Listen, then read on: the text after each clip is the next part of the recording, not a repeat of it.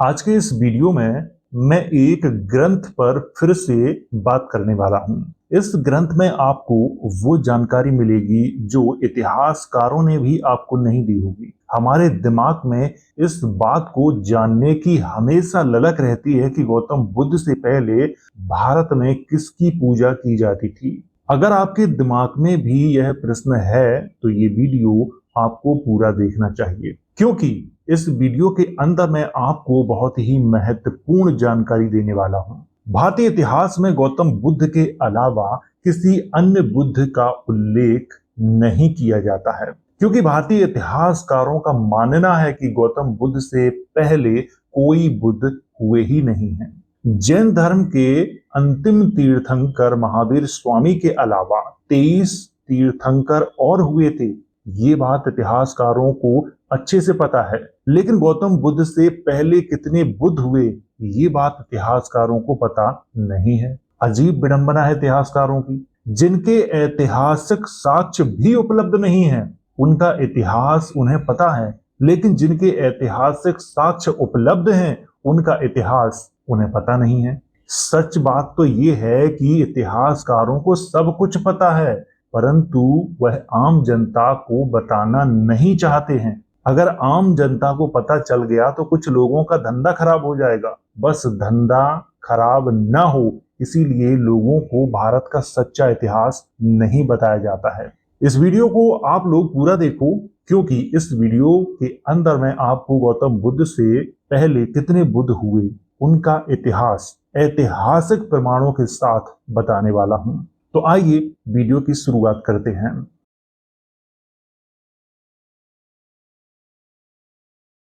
तो सबसे पहले बात करते हैं बुद्ध वंश पाली। ये एक ग्रंथ का नाम है।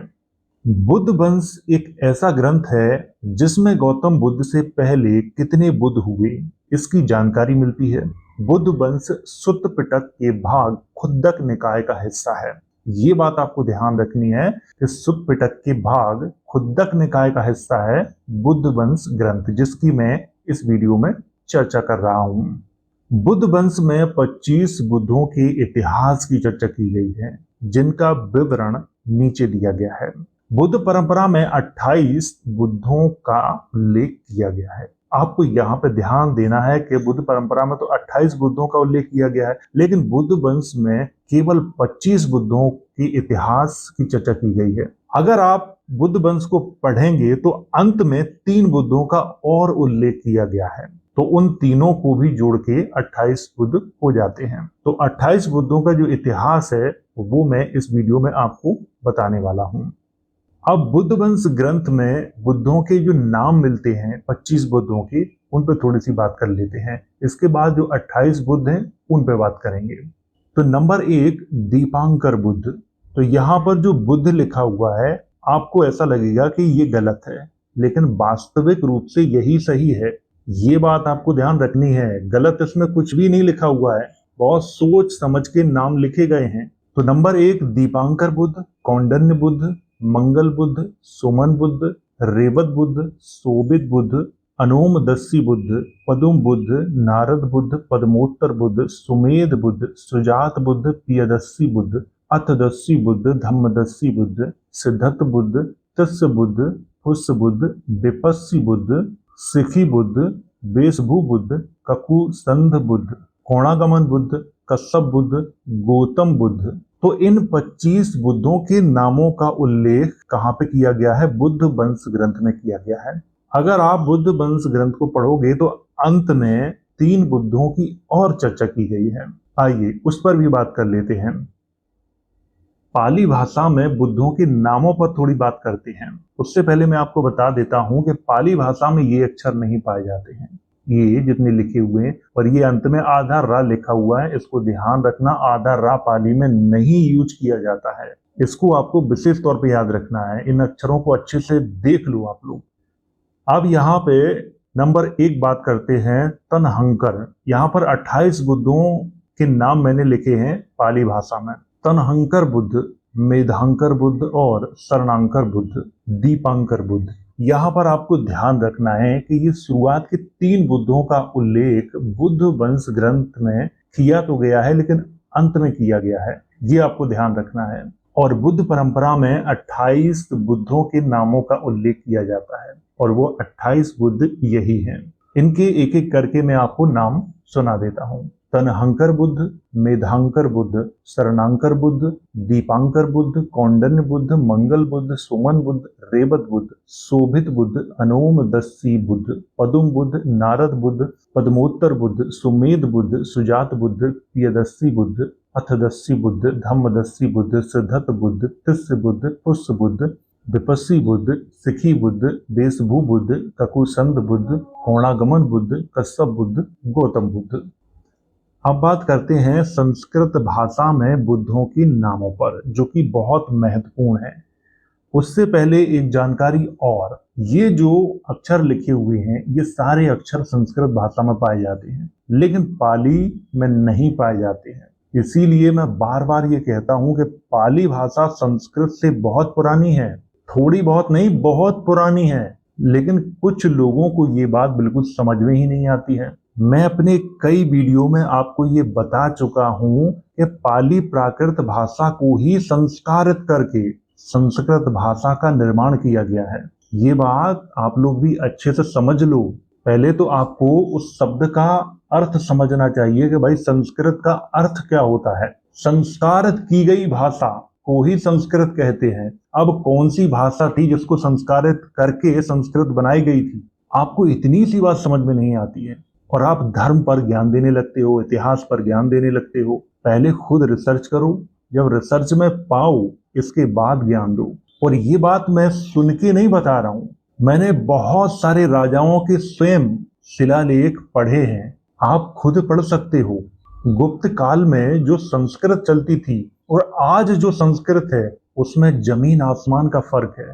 पाली का मिश्रित रूप है वो, इसीलिए इतिहासकारों ने उसको बुद्धिस्ट हाइब्रिड संस्कृत कहा है, क्योंकि बौद्ध धर्म की सबसे ज्यादा पांडुलिपियां उसी भाषा में मिली हैं। आप लोग सिर्फ नाम में कंफ्यूज हो जाते हो, कह रहे संस्कृत, तो संस्कृत बहुत पुरानी है। और जो लोग पाणिनि पे कंफ्यूज हों कि पाणिनि 600 ईसा पूर्व में थे, तो मैं आपसे इतना ही कहूंगा कि एक बार पाणिनि पे ही रिसर्च कर लो, आपको खुद ब खुद पता चल जाएगा कि पाणिनि कब थे। खुद रिसर्च करो तब पता चलेगा। और मैं पूरे यकीन से ये बात कह सकता हूं कि अगर आपने रिसर्च कर ली इन सब पर, तो आप खुद लोगों को बताते फिरेंगे कि भाई ये हम गलत पढ़ रहे हैं। चलिए आगे बात करते हैं इस वीडियो में।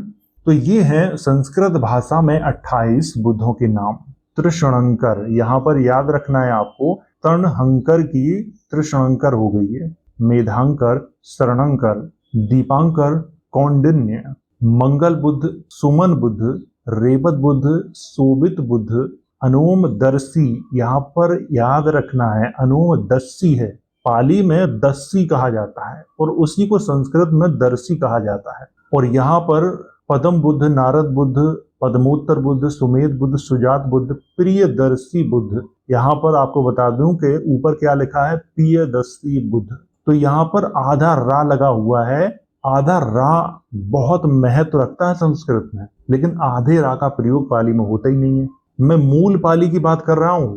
अर्थदर्शी यहाँ पे लिखा हुआ है नाम, और ऊपर लिखा हुआ है अर्थदर्शी। धर्मदर्शी यानी धम्मदर्शी। सिद्धार्थ नाम जो लिखा हुआ है, ऊपर क्या लिखा हुआ है देखो, सिद्धार्थ नाम लिखा हुआ है। तिस्य, पुण्य, विपश्वी बुद्ध, सिखी बुद्ध, विश्वभू, क्राकुचंद बुद्ध, कनक मुनि बुद्ध। कनक मुनि को क्या लिखा हुआ है, कोणागमन बुद्ध, कश्यप बुद्ध, कश्यप बुद्ध। तो यहाँ पर गौतम बुद्ध लिखा हुआ है, यहाँ गौतम बुद्ध। उम्मीद है अब आप समझ गए होंगे। और इस वीडियो में मैंने अधिकतर पाली भाषा के ही शब्दों का इस्तेमाल किया है। तो सबसे पहले यहाँ पे बात करते हैं 28 बुद्धों के इतिहास पर। एक एक करके मैं पूरा इतिहास आपको नहीं बताने वाला हूं। जो मुख्य चीजें हैं, उनका जन्म कहाँ हुआ, उनके पिता का नाम क्या था, माता का नाम क्या था, पत्नी कौन थी, पुत्र कौन था, ये बताने वाला हूँ। पूरा इतिहास नहीं बताऊंगा, क्योंकि पूरा इतिहास बताऊंगा तो फिर ये 5-6 घंटे इसी में मुझे लग जाएंगे। तो एक एक करके यहाँ चर्चा करते हैं। नंबर 1, तनहंकर बुद्ध। इनका जन्म हुआ था पोप्पा बाड़ी में, और पिता का नाम था राजा सुनंद, माता का नाम था रानी सुनंदा। और बोधि वृक्ष यानी किस वृक्ष के नीचे इन्हें ज्ञान प्राप्त हुआ था, उसका नाम था रुकथाना। नंबर 2, मेधांकर बुद्ध। इनका जो जन्म हुआ था वो यघारा में हुआ था, ये आपको ध्यान रखना है। और पिता का नाम था सुदेव, माता का नाम था यशोधरा। यहाँ पर जो सा का इस्तेमाल किया गया है यही सही है, नहीं तो नीचे कमेंट बॉक्स में ज्ञान देने लगो कि ये गलत नाम लिखा हुआ है। मैंने यहाँ पे पाली के शब्दों का प्रयोग किया है, को याद रखो, मैं पहले ही ये बात बोल रहा हूं। अब इनको कौन से वृक्ष के नीचे ज्ञान प्राप्त हुआ था? गदन वृक्ष के नीचे ज्ञान प्राप्त हुआ था। नंबर 3, शरणंकर बुद्ध। इनका जन्म हुआ था विपुला में और इनके पिता का नाम था राजा सुमंगल। इनकी माता का नाम था रानी यशवती। बोधि वृक्ष पुला, पुला नाम का एक बोधि वृक्ष था, उसके नीचे इनको ज्ञान प्राप्त हुआ था। नंबर 4, दीपांकर बुद्ध।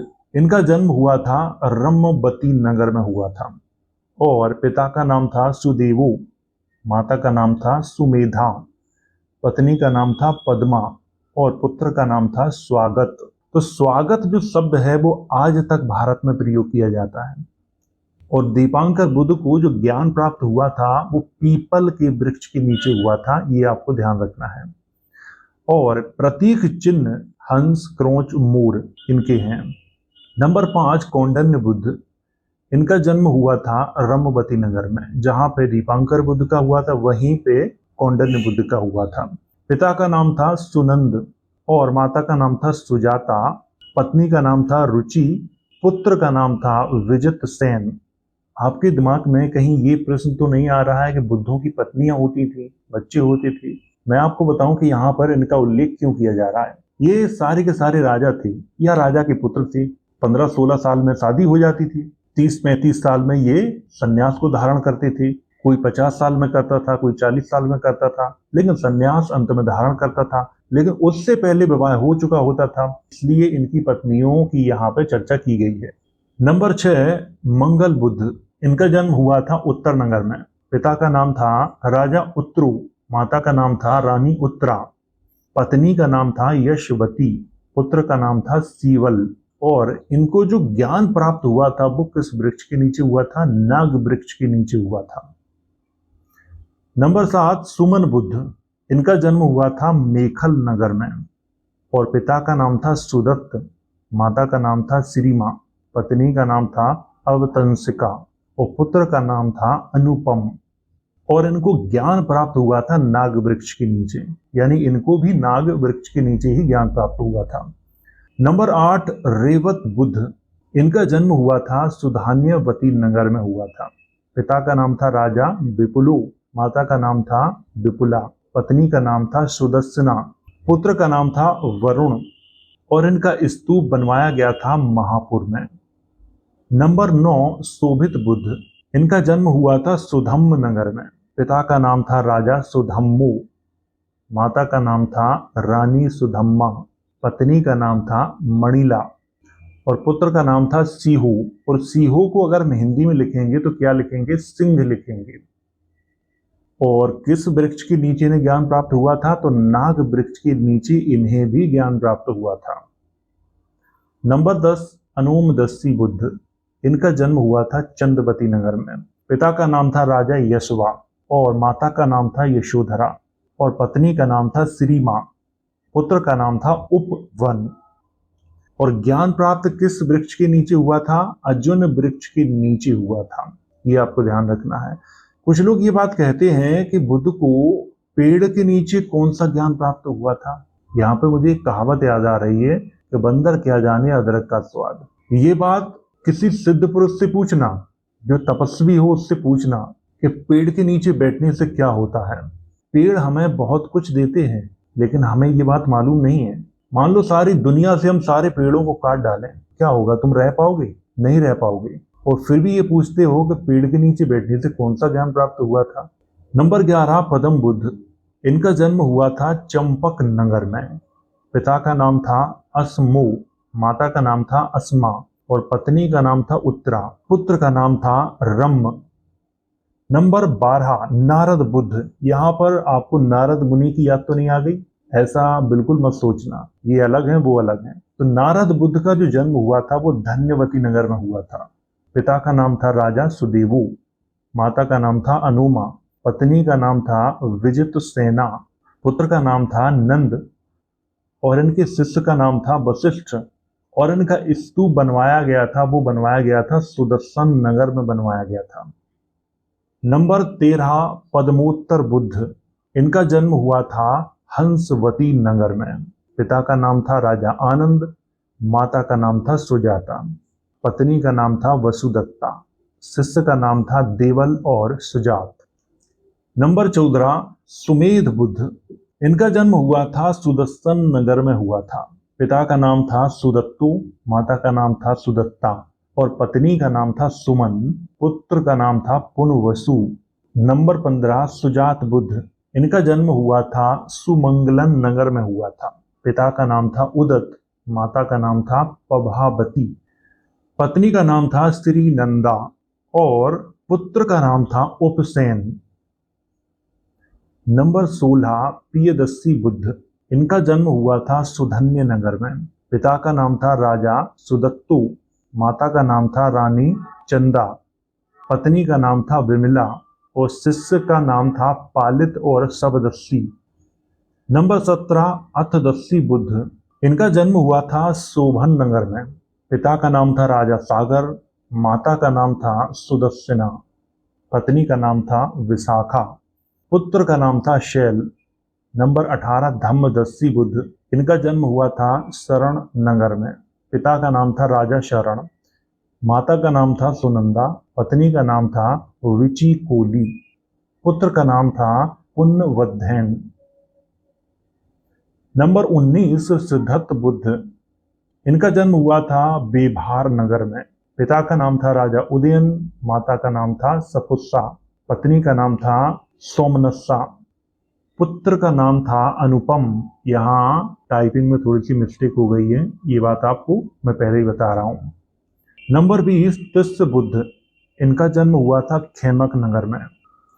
पिता का नाम था जनसंधा, माता का नाम था पद्मा, पत्नी का नाम था सुभद्रा, पुत्र का नाम था आनंद। नंबर 21 फुस्स बुद्ध। इनका जन्म हुआ था कशिका नगर में। इनके पिता का नाम था राजा जयशीन, माता का नाम था सिरिमा, पत्नी का नाम था गौतमी और बेटे का नाम था अनूप। नंबर 22 विपस्सी बुद्ध। इनका जन्म हुआ था वधुमती नगर में। पिता का नाम था राजा बंधुमन, माता का नाम था बंधुमती और पत्नी का नाम था सुदर्शना, बेटे का नाम था संबतकंद। और कौन से वृक्ष के नीचे ने ज्ञान प्राप्त हुआ था? तो पाटली वृक्ष के नीचे ने ज्ञान प्राप्त हुआ था। और विपස්සना ध्यान के जन्मदाता इन्हीं को माना जाता है, विपस्सी बुद्ध को। ये बात आपको बहुत अच्छे से ध्यान रखनी है। विपස්සना ध्यान पूरी दुनिया में प्रसिद्ध है। विपස්සना ध्यान की शुरुआत है वो विपस्सी बुद्ध ने ही की थी। इसके बाद दोबारा से गौतम बुद्ध ने की थी और जब इसकी शुरुआत दोबारा से गौतम बुद्ध ने की तो उन्होंने पूरी दुनिया में इसको फैला दिया था, या उनके अनुयायियों ने पूरी दुनिया में विपස්සना विधि को फैला दिया था। विपස්සना का नाम सबने सुना है, सब जानते हैं विपස්සना के बारे में, और इन्हीं के नाम पे इसका नाम भी विपස්සना इसीलिए रखा गया था। नंबर 23 सिखी बुद्ध। इनका जन्म हुआ था अरुणावती नगर में हुआ था। पिता का नाम राजा अरुण था, माता का नाम पभावती था और पत्नी का नाम सबकामा था, बेटे का नाम था अतुल। नंबर 24 विष्णु बुद्ध। इनका जन्म हुआ था अनोम नगर में। पिता का नाम था राजा सुपतीत, माता का नाम था यशवी और पत्नी का नाम था सुचित्ता। नंबर 25 ककुसंध बुद्ध। इनका जन्म हुआ था खेमवती नगर में। इनके पिता का नाम था अग्निदत्त, इनकी माता का नाम था विशाखा, इनकी पत्नी का नाम था रोचनी और शिष्य का नाम था विधुर। नंबर 26 कोणागमन बुद्ध, जिन्हें कनक मुनि बुद्ध भी कहा जाता है। इनका जन्म हुआ था शोभावती नगर में। पिता का नाम था यज्ञदत्त, माता का नाम था उत्तरा और पत्नी का नाम था रुचिगाता और बेटे का नाम था सतवाहु। नंबर 27 कश्यप बुद्ध, जिन्हें कश्यप बुद्ध के नाम से भी जाना जाता है। इनका जन्म हुआ था काशी में। पिता का नाम था बहमदत्त, माता का नाम था धनवती और पत्नी का नाम था सुनंदा, बेटे का नाम था विजित सेन प्रथम उपदेश जो इन्होंने दिया था वो सारनाथ में दिया था, ये आपको ध्यान रखना है। मैंने मुख्य मुख्य बातों की चर्चा की है, जितने भी बुद्धों का इतिहास मैंने आपको बताया है, जो मुख्य मुख्य बातें हैं उनकी ही मैंने यहाँ पे चर्चा की है। अगर सारा इतिहास बताएंगे तो ये वीडियो बहुत बड़ा हो जाएगा। और शिष्य का नाम था भारद्वाज। नंबर 28 गौतम बुद्ध।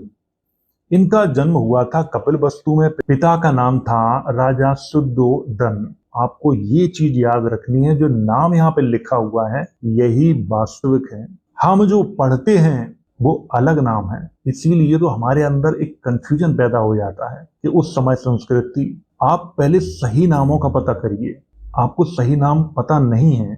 माता का नाम था रानी महामाया, पत्नी का नाम था भद्दकच्चाना, इन्हें कात्यायनी भी लिखा हुआ है कुछ ग्रंथों में। इनके और भी नाम मिलते हैं, लेकिन मैं उन पर बात नहीं कर रहा हूं। बेटे का नाम था राहुल, और इनको ज्ञान प्राप्त हुआ था पीपल वृक्ष के नीचे हुआ था। हम सब जानते हैं कि पीपल का जो पेड़ होता है वो कितना पवित्र होता है, इसकी आप कल्पना भी नहीं कर सकते। और पता है कि हमारे समाज में पीपल को कितना अशुभ माना जाता है। अगर पीपल का पेड़ कहीं खड़ा हो जाए तो कुछ लोग उसे जानबूझ के कटवा देते हैं, कह रहे नहीं इस पे भूत प्रेत रहते हैं, काट दो इसको। आज तक गांव में ये परंपरा चालू है, लेकिन अब मैं देख रहा हूं कुछ लोगों को इसके बारे में जानकारी हुई है तो अब कहने लगे हैं कि नहीं नहीं, पीपल तो बहुत पवित्र होता है, पूजनीय होता है। अब तक पीपल को गाली देते आए हैं, काटते आए हैं, कहते आए हैं कि भूत प्रेत रहते हैं, इस पे काट डालो, बेकार है ये। सिर्फ पीपल ही नहीं, हमारे लिए यानी हम मनुष्यों के लिए हर पेड़ जरूरी है। अब बात करते हैं ऐतिहासिक स्रोतों की। अभी तो मैंने जो इतिहास आपको बताया वो बुद्ध वंश के अनुसार बताया, बुद्ध वंश एक ग्रंथ है उसके अनुसार बताया, लेकिन ग्रंथों में क्या लिखा है उस पर मैं ज्यादा विश्वास नहीं करता हूं। ऐतिहासिक प्रमाण उपलब्ध हैं या नहीं है, इस पे सबसे ज्यादा यकीन रखता हूं मैं। ग्रंथों में तो कुछ भी लिखा हुआ है। बुद्ध वंश जो ग्रंथ है मेरे पास पाली का भी है और हिंदी का भी है। हिंदी का अगर आप पढ़ोगे ऊट पटांग बातें लिखी हैं उसमें, 60,000 साल उम्र, 80,000 साल उम्र, कमाल है। अब ये कैसे हुआ? ये जिन्होंने अनुवाद किया है ना उनका कारनामा है ये। इसीलिए मैं हिंदी का इतिहास पढ़ना कम पसंद करता हूं, क्योंकि मैं जानता हूं इस बात को कि अनुवाद करने वाले लोग निष्पक्ष नहीं हैं। उनके अंदर भी धर्म और जाति का भूत घुसा रहता है, वो अपना कुछ ना कुछ उसमें जरूर डालेंगे। ये 28 बुद्धों के नाम लिखे हैं और यहाँ पे आपको ध्यान रखना है, विपश्ची, सिखी, वेशभू, ककुसंध, कोणागमन, कश्यप और गौतम, इनके ऐतिहासिक जो प्रमाण हैं वो उपलब्ध हैं, और इनसे पहले जितने भी हैं इनके नहीं हैं। इनके केवल बौद्ध साहित्य में उल्लेख मिलता है, ऐतिहासिक प्रमाण नहीं है इनके। लेकिन विपश्ची, सिखी, वेशभू, ककुसंध, कोणागमन, कश्यप और गौतम, इनके ऐतिहासिक प्रमाण उपलब्ध हैं। इन्हें सप्त बुद्ध भी कहा जाता है, जिनका उल्लेख दीघ निकाय के महाप्रदान सूत्र में किया गया है। सप्त बुद्ध यानी 7 बुद्ध, ये 7 बुद्धों के नाम लिखे हुए हैं। अब आपको कुछ समझ में आया? आगे बात करते हैं। अब आप लोग इस फोटो को देखो, इसमें आपको कितनी मूर्तियां दिखाई दे रही हैं? 7 मूर्तियां, यानी सप्त बुद्धों की मूर्तियां हैं ये। नाम नीचे लिखे हुए हैं, पढ़ लो आराम से।